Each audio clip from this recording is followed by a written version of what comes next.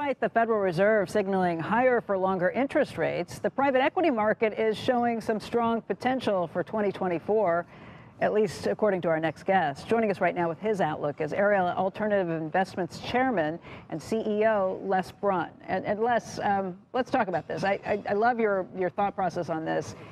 The outlook for the markets for private equity really depends on where you stand right now. If you have cash on hand or if you're looking to unload assets, it's a different story. Absolutely. Very reminiscent in some respects of the 2008-2009 crisis, where those with money have proven to have made a lot more money in the balance year in the years subsequent to the crisis, and those who had assets that they were holding at that point in time, their returns were substantially lower because there were no buyers that weren't sufficient pool of buyers for those assets. So prices have come down. Prices are coming down.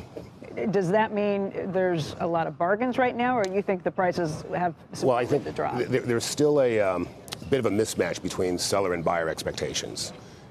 Sellers always want the top dollar, obviously, and buyers always want to fish the bottom of the market.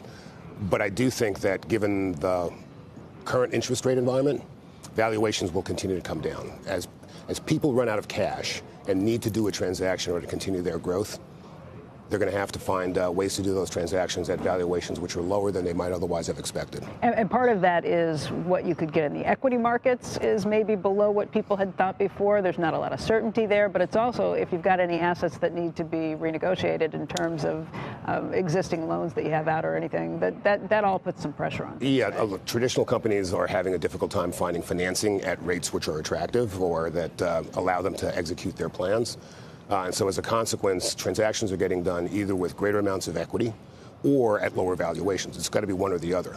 Brian Moynihan was talking yesterday about how right now the IPO market, we've seen a few companies that have come out, but there's still a lot of hesitation with other people being able to roll out companies at this point. And until you basically see the end of rising rates, that nobody wants to move. You want to see where that lands first. Is it the same issue with private equity, or is there something else? Yes and no. I think the differentiator is that it's larger enterprises, larger valuation enterprises that have the opportunity to drive into the IPO market. Mm-hmm. Less valuable companies don't have that opportunity, don't have that option. And so they've got to find a way to continue to get the capital that they need to continue their growth and development, and that's going to come through the private markets. Les, I can imagine there's going to be some stress in a lot of companies, which might always be an opportunity for PE, I guess. But, I mean, it's tough. Inflation, tough with margins. Look at all these strikes and all these wage gains. There's going to be companies that are dealing with higher interest rates, maybe a slowing economy, a higher cost structure, and you're going to have to come in and restructure and lay people off, probably. Maybe, maybe not. I'm an old guy, so I've seen one or two cycles, as I'm sure you all have. And we all know that things run in those cycles, right? And so if you are a buyer of assets with a view to holding those assets for a period of time, making your money on compounding as opposed to flipping, then you can ride those cycles. And in this environment, now is a good time to be buying. Really? Even before everything hits the fan. But things could be hitting the fan in the next few years. You would know better than me. I wish I were smart enough to prognosticate that clearly. Right. But why does it seem, I mean, of the M&A market, and I don't know if these stats are right, the M&A market up until about a year ago was about 40% of all transaction volume. And now we're down to, what, 22%? Something like that? Isn't that indicative of a marketplace where the PE world is saying something bad's about to happen because I'm waiting? I'm going to sit on my hands as long as I can?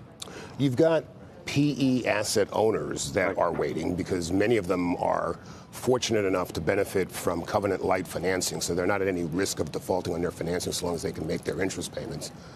But there are other folks who aren't necessarily sponsor-backed currently who need to do a transaction in order to execute on their strategy to take advantage of what they see as the market opportunity. And that's where we love to play. And that's where other private equity firms love to play. Let's talk about Project Black. What is that and what's your investment thesis? So ours is a slightly unique investment thesis in that we're looking to acquire either currently minority-owned, most will not be minority-owned enterprises that are mid-market size enterprises that service Fortune 500 Tier 1 suppliers and transfer them into minority-owned enterprises. There are only 5 black-owned companies with revenues of $1 billion or more in the United States. We'd like to double that number ourselves over the course of the next 5-10 years. You've already got a couple of deals that you've put to place. One of them is a company called Sorensen. I hadn't heard of that before, but it sounds pretty interesting. It's a great company. Sorensen Communications is a company that's in the business of providing video relay and closed caption communication services for the deaf and hard of hearing. Happens to be headquartered in Salt Lake City, Utah, of all places. But the opportunity that we saw there was to take a company that was essentially a B2C company that was essentially reliant on the FTC to pay its freight, to generate its revenues, and transfer that into a B2B opportunity and capture what we thought was a great market share. So people like Amazon, people like Microsoft, who want to onboard deaf and hard of hearing employees or engage with deaf and hard of hearing people to expand their market share, find us an attractive opportunity to play with. It does closed caption, but not on television, like in real life interactions. Correct. How does that even work? Do you have to have... You're asking the wrong guy.